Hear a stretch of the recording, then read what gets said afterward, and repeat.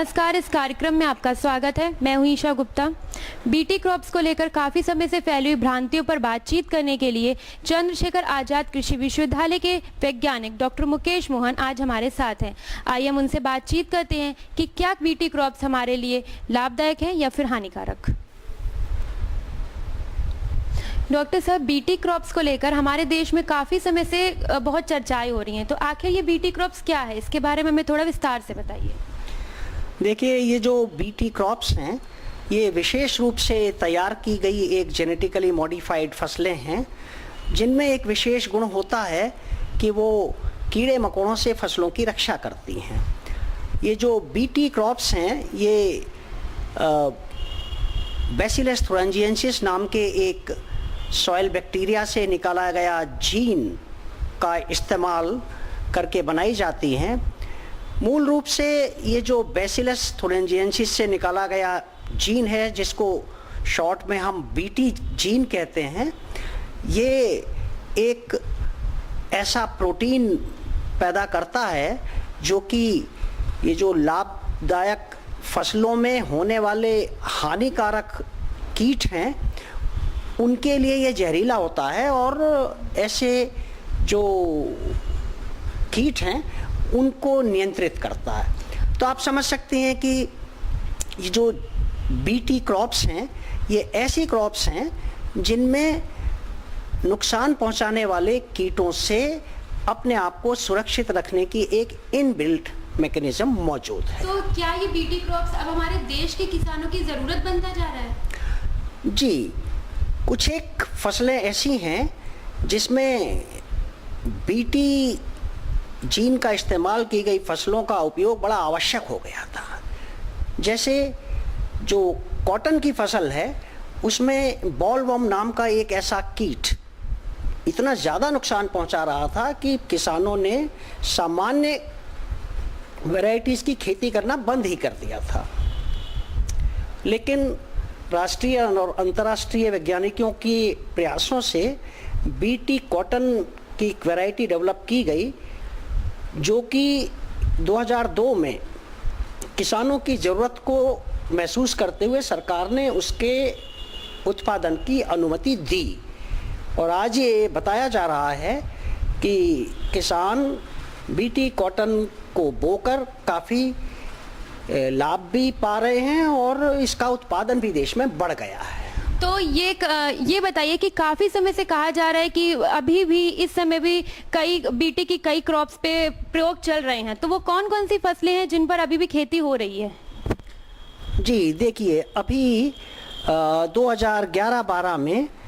एक बीटी बैंगन भी सामने आया, वैज्ञानिक प्रयासों से विकसित हुआ, जिसमें एक अंतर्राष्ट्रीय कंपनी मॉन्सेंटो और एक भारतीय बीज कंपनी मैको ने मिलकर बीटी बैंगन तैयार किया और जिसके लिए बताया गया कि ये जो बैंगन के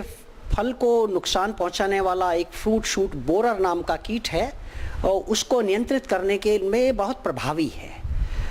लेकिन देखिए, जो पहली क्रॉप हिंदुस्तान में आई बीटी कॉटन, वो एक नॉन फूड क्रॉप थी। उसके बारे में भी लोगों को संशय थे कि शायद ये एनवायरनमेंट के लिए अच्छी साबित ना हो, लेकिन बैंगन क्योंकि एक प्रमुख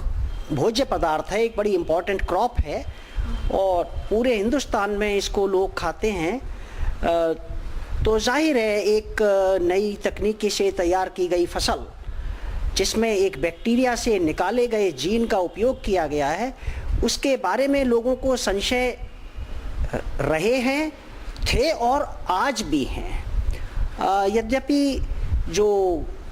जेनेटिकली मॉडिफाइड क्रॉप्स को तैयार करने वाली वैज्ञानिक हैं उन्होंने ऐसी फसलों की काफ़ी गहराई से जांच की है और उनका ये कहना है कि बीटी जीन कीड़े मकोड़ों के लिए हानिकारक है लेकिन मनुष्य के लिए हानिकारक नहीं है। लेकिन इसके बावजूद लोगों में और किसानों में इसके प्रति भ्रांति बनी हुई है और मैं समझता हूँ कि ज़रूरी ये है कि जनसामान्य को इस तकनीकी के बारे में अवगत कराया जाए और लोगों को ये विश्वास हो कि हाँ, ये हमारे लिए, किसानों के लिए उपयोगी है और मनुष्यों के लिए, जानवरों के लिए और हमारे वातावरण के लिए ये सुरक्षित है। मैं समझता हूँ कि वैज्ञानिक प्रयासों के साथ साथ लोगों में इस विश्वास को पैदा करने के लिए प्रयास करने की भी ज़रूरत है। डॉक्टर साहब, बीटी कॉटन को लेकर देश में बहुत हाय तौबा मची थी, तो ये क्या विरोध था पूरा, थोड़ा बताइए हमें कि ये विरोध क्या था, ये क्या मामला था? जी, जैसा मैंने बताया कि बीटी फसलों में से ही पहली फसल हिंदुस्तान में जो इंडिया में बनी वो थी बीटी कॉटन। बहुत आवश्यकता थी उसकी, लेकिन क्योंकि इसको तैयार करने में एक बीटी नाम के जीन का इस्तेमाल किया गया और ये जीन कीड़े मकोड़ों के लिए घातक है, बस यहीं से शुरुआत हुई कि वैज्ञानिकों को भी और लोगों को भी ये भय सताने लगा कि यदि ये बीटी जीन कुछ कीड़े मकोड़ों के लिए घातक है तो क्या ये हमारे लिए या हमारे जो और उपयोगी पशु हैं या और उपयोगी कीट पतंगे हैं या हमारा जो वातावरण है, क्या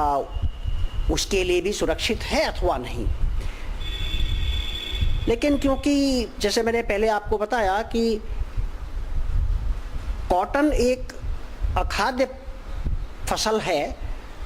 उसके बारे में भी लोगों को संशय था तो, लेकिन चूंकि ये खाने योग्य चीज़ नहीं थी इसलिए संशय कम था। और जो एक दशक के बाद जब इसी तकनीकी का उपयोग कर बैंगन सामने लाया गया तो ये विरोध और मुखर हो गया। आम आदमी के लिए ये बीटी की उपलब्धता और उत्पादकता जो है, उपयोगिता जो है, वो कितनी आसान कितनी है, मतलब उसे आसानी से मिल जाता है कि नहीं मिल पाता है?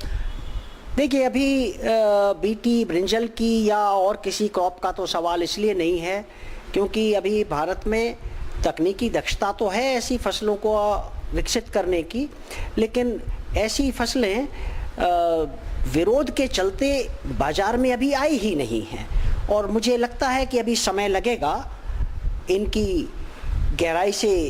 जांच करने, इसके कानूनी पहलुओं को देखने, और सबसे बड़ी चीज़ है कि एक प्रजातांत्रिक देश में कि जब तक लोग इसको तैयार नहीं होंगे स्वीकार करने के लिए, इसको बाजार में लाने का भी कोई लाभ नहीं होगा। तो ये कई कृषि वैज्ञानिक हैं, वो ये भी बोल रहे हैं कि जो बीटी टेक्नोलॉजी जो भारत में लाई गई है तो ये कुछ बाहरी देशों की साजिश है जिससे कि हमारे देश की जो ट्रेडिशनल फार्मिंग है वो खत्म हो सके। तो आप इससे कितना सहमत हैं? मैं समझता हूँ कि तकनीकी होती है, वो विदेशी हो या हमारे अपने देश की हो। सच ये है कि जितनी भी तकनीकी, चाहे वैज्ञानिक तकनीकी जो हम कृषि में इस्तेमाल कर रहे हैं या इंडस्ट्री में इस्तेमाल कर रहे हैं, अधिकतर तो विदेशी ही हैं और उनसे हम लाभान्वित भी हो रहे हैं। लेकिन हाँ, ये मैं ज़रूर कहूँगा कि हमारे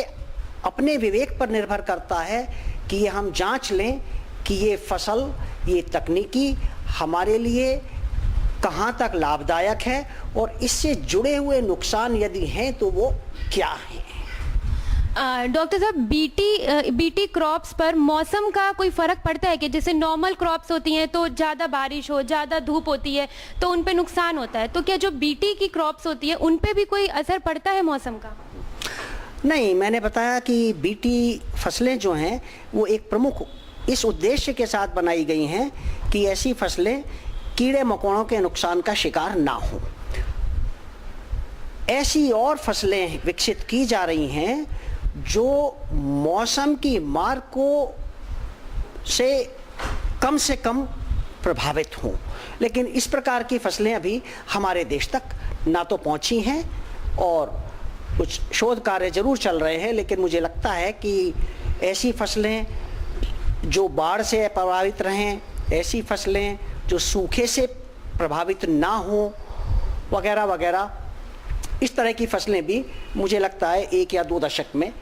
आएंगी। धन्यवाद डॉक्टर मुकेश, हमसे बातचीत करने के लिए।